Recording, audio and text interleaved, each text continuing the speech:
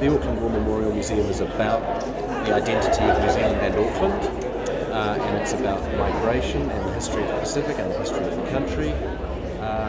And so loosely the lates are themed along those lines. So the first one was about national identity in all its forms. This one is about migration, obviously very important to New Zealand.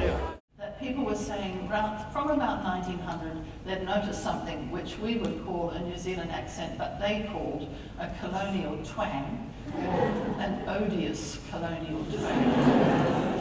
But we know now from our research, from these wonderful recordings, that actually the New Zealand accent was much earlier.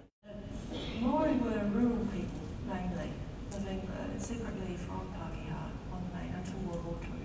And then there's this massive change, whereby in the 1970s, 3/4 of Maori people are urban.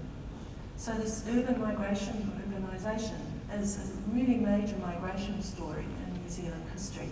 And it leads to this other round of cultural encounter that brings us to the present with treaty settlements and the restoration of the Maori position in body politic.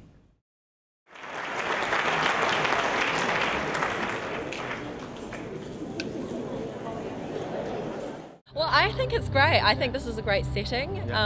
The panellists were really interesting, and I have always sort of been meaning to come to one of these. Well, look, if they've had a pleasant hour and have had their brains stimulated and their thoughts provoked, I'll be happy.